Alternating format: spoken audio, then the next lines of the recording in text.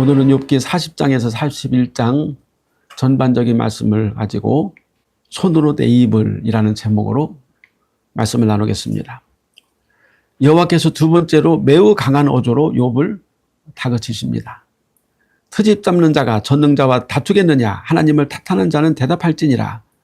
여기서 트집 잡는다라고 하는 말은 말꼬리를 붙잡고 늘어진다는 뜻이며, 탓한다라고 하는 말은 자기 말이 맞다고 우긴다는 뜻입니다. 다시 말하면 여호와께서 욥이 말트집을 잡고 늘어지며 자기 말이 옳다고 막 우긴다, 이렇게 말씀하시는 것입니다. 너는 끝까지 따지고 네가 옳다고 우기는구나, 이렇게 여호와께서 욥을 책망하시는 것입니다.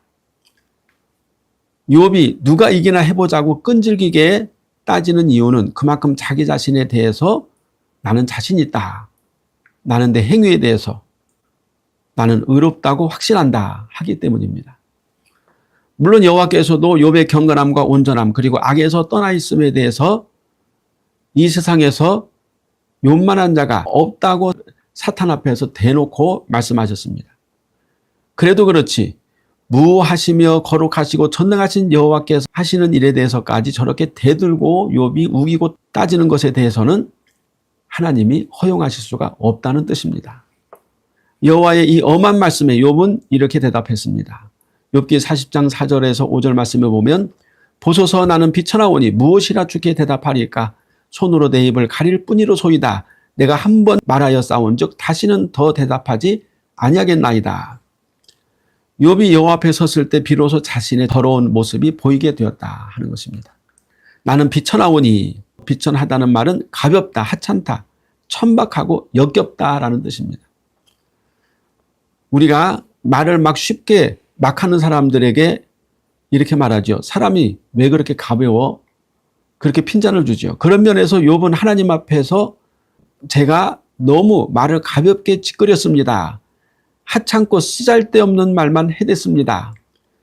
그러므로 저는 천박하고 악하고 역겹습니다. 이렇게 스스로 욥은 자기를 평가하면서 하나님 앞에 고백한 것입니다. 완전하시고 거룩하신 여호와 앞에 서니 비로소 욥 자신이 얼마나 하찮고 비루하고 악한 자인지 스스로 자기가 자신을 봐도 토가 나올 정도로 역겹다고 욥이 고백한 것입니다. 이사야 선지자는 귀족 출신이며 그의 필체도 매우 고급스럽고 문학적이며 배운 사람답게 웅장하고 화려합니다.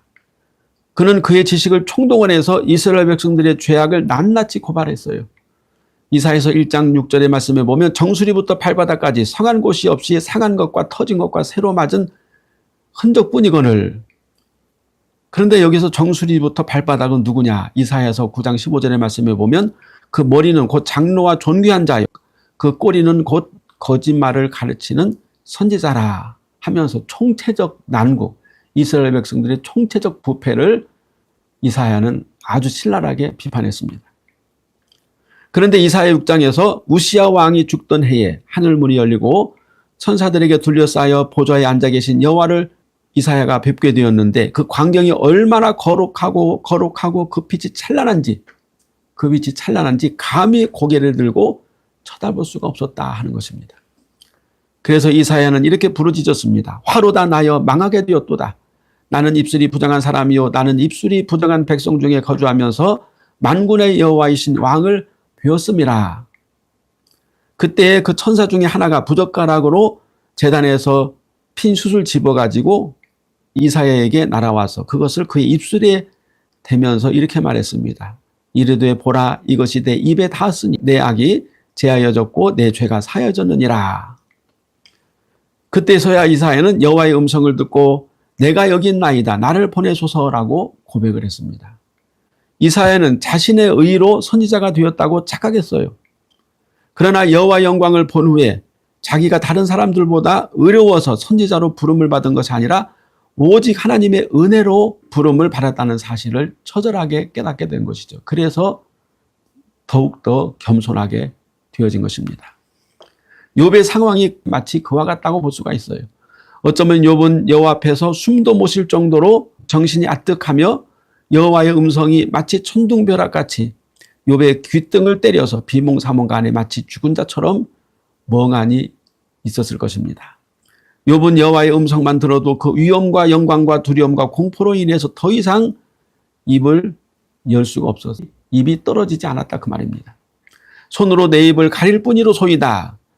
그래서 저절로 자신의 입을 손으로 가릴 수밖에 없었던 것입니다. 내가 한 번 말하여 싸운즉 다시는 더 대답하지 아니하겠나이다. 여기서 한 번이라는 말은 딱 한 번, 1회라는 의미가 아니라 경험을 의미하는데 제가 여호와께 한번 되들어본 경험이 있습니다. 이런 뜻이에요. 제가 한번 여호와께 되들어봤어요. 그러나 다시 두 번은 다시는 여호와께 반항하거나 항의하지 않겠습니다. 이런 뜻입니다. 우리가 그거 전에 한번 해봤는데 두 번은 절대 할 게 못 돼 이렇게 말하기도 하죠.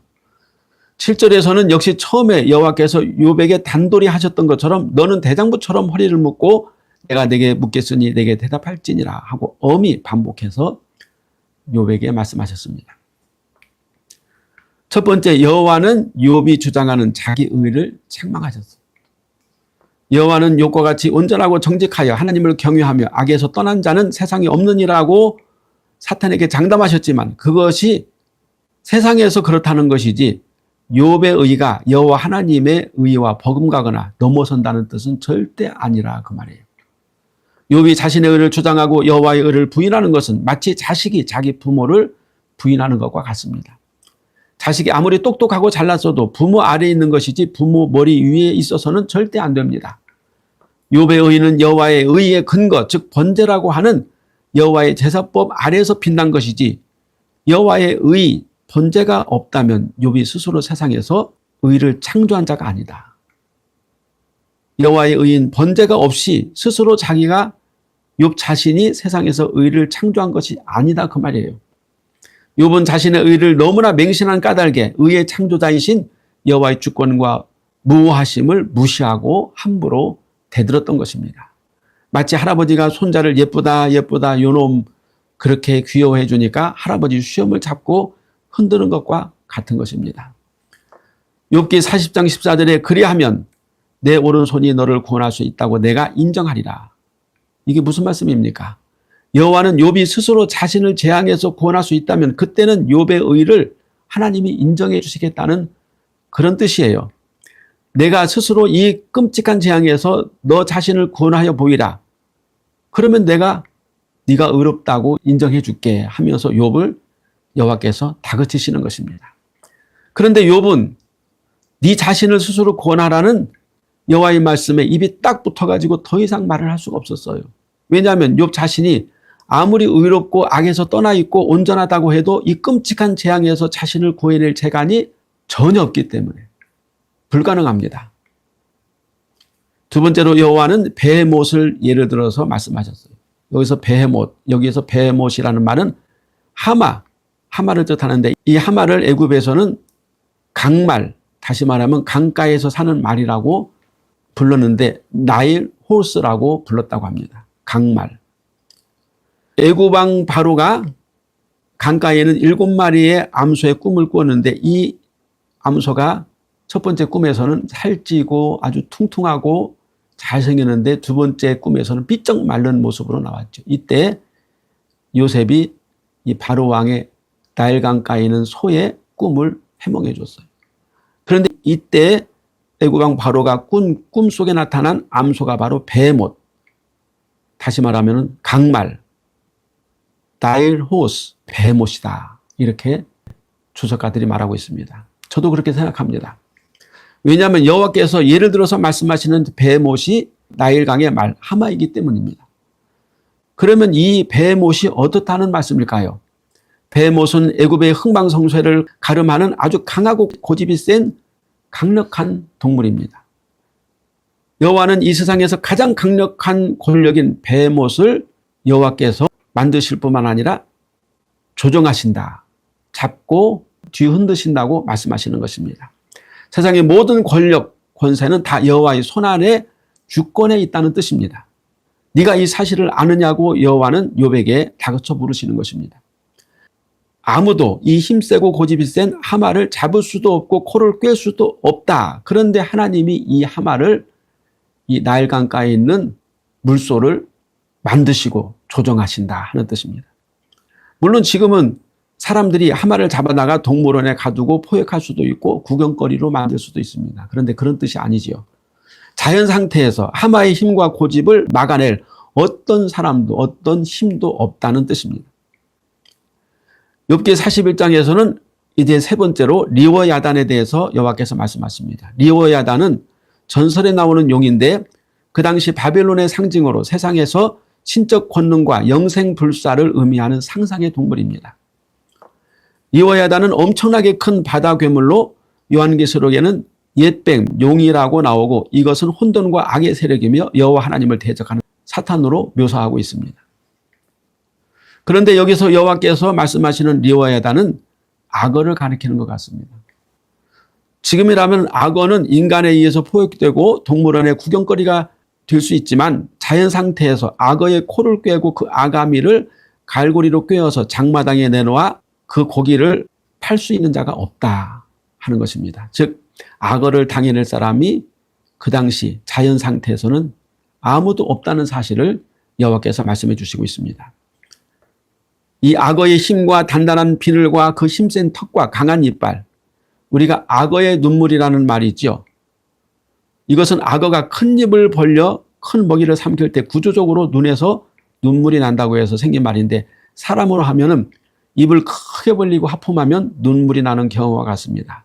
그래서 악어가 잔인한 일을 하면서 아주 알량한 동정을 베푼다 하는 뜻으로 악어의 눈물이라 하는 말을 사용하기도 합니다. 이 악어와 하마는 똑같이 힘세고 고집세고 아주 강력한 짐승입니다. 하마는 땅에서 가장 강한 동물이고 악어는 물에서 가장 강한 동물이므로 여호와께서 이 두 짐승의 예를 들으셨다고 볼 수가 있어요. 그러면 왜 사자나 호랑이 혹은 코끼리와 비교하지 않았을까요? 실상 여호와께서 이 두 짐승의 예를 들으신 것은 나일강의 물소인 하마와 바다의 전설적인 용의 상징인 악어는 과거로부터 세속 권세자들을 상징하는 강력한 동물로 사람들이 인식했기 때문입니다. 지금까지 가장 강한 권력이며 모든 세대에 가장 영향력을 끼쳤던 세속 문명, 곧 메소포타미아 문명과 이집트 문명 가운데서도 이 두 마리의 강력하고 고집센 짐승이 나옵니다. 우리가 그 메소포타미아 문명은 바벨론 문명의 원조다 이렇게 말합니다. 다시 말하면 성경에서 유력한 문명인 이집트와 바벨론 문명이 상징하는 그 권력과 강대한 힘의 짐승이 바로 악어와 그 다음에 하마였다 하는 것입니다. 바벨론 문명은 아브라함 시대 이전부터 시작해서 요한계시록 마지막 때까지 세상에서 가장 유력한 문명 권력이기도 합니다. 그러므로 여호와는 땅과 물의 무소부류의 힘을 가진 이 나일강의 물소와 바다의 용의 상징인 악어를 제어할 수 있는 힘을 가진 자가 누구냐 하고 물으시는 거예요. 이 세상에서 애굽 문명을 쓰러뜨리고 바벨론 문명을 마지막까지 심판하실 분이 여호와 하나님이시며 여호와 하나님이 이 짐승들을 세우시고 멸하시는 분이라는 사실을 욥에게 말씀해 주시는 것입니다. 욥기 41장 33절에 세상에는 그것과 비할 것이 없으니 그것은 두려움이 없는 것으로 지음받았구나.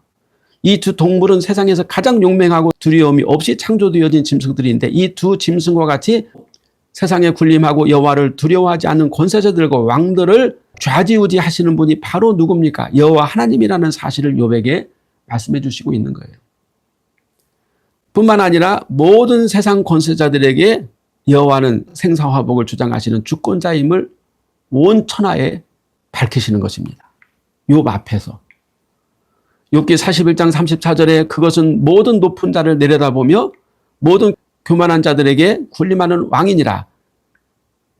한 시대에 권세를 가지고 군자와 현자의 길을 걷고 나름대로 의롭다고 주장하는 너 욥이 세상을 주름잡는 애굽의 왕이나 바빌론의 왕들 그런 권세자들과 비교할 수 있느냐?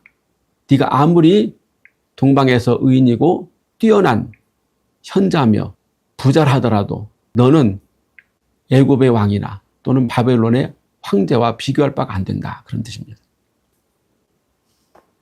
사람은 조금 잘 되면 마치 온 세상이 자기 것인 양 의기양양하고 교만하여 큰 소리를 치는데 얼마나 우습게 보입니까? 우리는 이런 사람들을 보고 돈 좀 만진다고 아주 거만해져서 계급장을 찾다고 아주 지 세상인 줄 알아.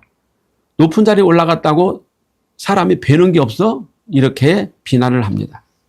우리가 개미 세상을 보면 개미들이 서로 싸우고 먹이를 모으고 땅 뺏기를 하는 것을 보면 참 우스꽝스럽습니다. 뭐 저런 거 저렇게 싸우고 먹이 뺏어가지고 가지고 가고 저게 무슨 의미가 있어?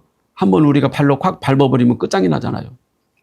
우리가 높은 산에 올라가 보면 아래에 있는 세상은 작은 성냥과 같고 사람들은 개미처럼 기어다니고 자동차들은 마치 아주 작은 장난감처럼 우습게 보입니다. 그래서 우리가 높은 산에 올라가 보면 인생이 얼마나 작고 보잘것이 없는가, 그런 의미에서 등산에 묘미가 있다 하는 것입니다. 등산은 인생을 깨닫게 하는 것입니다. 여호와께서 하늘에서 내려다보시니 인간들이 서로 잘났다고 싸우고 서로 의롭다고 다투고 심지어는 서로 죽이고 죽고 하는 광경을 보시니 얼마나 가소롭고 어이가 없으실까요? 여호와는 욥에게 여호와의 눈으로 본 세상을 말씀해 주시고 여호와의 눈으로 본 욥과 그의 친구들의 다툼에 대해서 말씀해 주시는 것입니다. 아주 불튀기는 그리고 치열한 논쟁을 했죠. 욥과 그 세 친구들이. 그러나 하나님이 보실 때 저것들 뭐 하는 거야? 이렇게 보신다 그 뜻입니다. 이런 상황에서 욥은 무슨 말을 하겠습니까? 입이 100개라고 해도 할 말이 없다고 욥은 말했어요. 그래서 손으로, 누구 손으로? 자기 손으로 자기 입을 가렸다고 말하고 있습니다. 요즘에 입틀막이라는 신조어가 생겼는데 권력자들이 약자들의 불평하는 말하는 것을 못하게 하려고 강제로 입을 틀어막는 그런 권력을 의미하면서 입틀막이라 하는 유행어가 생겼어요. 그러나 욥은 혹시 자기가 말하고 싶어서 혹시 자기 자신도 모르게 입 밖으로 한마디라도 튀어나올까 봐 강제로 셀프 입틀막, 자기가 자기 입에 재갈을 물렸다는 것입니다. 거룩하시고 전지전능하시고 또 모든 생사화복의 주권자이신 여호와 앞에서 혹시라도 한마디라도 인간적으로 말을 할까 봐 두려워서 아주 이를 악물고 자기 손으로 자기 입을 틀어막고 있었다. 여호와께서 말씀을 다 끝날 때까지. 잠언 26장 3절에 말에게는 채찍이요 나귀에게는 재갈이요 미련한 자의 등에는 막대기니라 이렇게 말하고 있어요. 사람들 앞에서 여호와 하나님에 대해서 또는 예수 그리스도에 대해서 말을 함부로 막 뱉어내는 자들이 있어요. 그런 자들에게는 뭐가 필요하다고 그랬습니까? 채찍과 입을 틀어막는 재갈과 그리고 징계하는 막대기밖에 없다고 그랬어요. 얼마나 많은 사람들이 여호와 하나님을 폄훼하고 예수 그리스도를 모독합니까? 그 입에는 재갈을 매겨야 돼요. 그리고 그들에게는 채찍과 막대기, 몽둥이밖에 없다 그 말입니다. 욥은 여호와를 알지도 못하는 친구들 앞에서 여호와 하나님에 대해서 너무나 막말을 막 쏟아내고 함부로 여호와 하나님을 판단했어요. 무엇으로? 자기의 의로. 그러나 여호와 앞에 서니 비로소 자신이 무슨 소리를 했는지 너무나 부끄럽고 창피해서 입을 스스로 틀어막을 수밖에 없었다 하는 것입니다. 시편 39편 1절에 보면 내가 말하기를 나의 행위를 조심하여 내 혀로 범죄하지 아니하리니 악인이 내 앞에 있을 때에 내가 내 입에 재갈을 먹으리라 하였도다. 다윗은 자신이 고난당할 때, 억울한 일을 당할 때 악인들 앞에서 함부로 입을 놀려 하나님이 왜 나를 구해주지 않지? 하나님이 과연 계십니까? 그렇게 혹시 불경한 말을 하지 않기 위해서 특히 하나님을 믿지 않는 불신의 사람들 앞에서는 자기 입에 스스로 재갈을 먹였다. 입틀막을 했다 그 말이에요. 여호와의 말씀을 듣는 자들은 그가 누구라 하더라도 그 앞에서 스스로 입을 다물며 엎드려 굴복할 수밖에 없는 것입니다. 욥이 여호와의 말씀을 듣기 전에는 할 말을 다 했죠. 그러나 여호와의 말씀이 천둥번개처럼 우레처럼 임하자 욥은 자기 스스로 입틀막을 해버렸어요.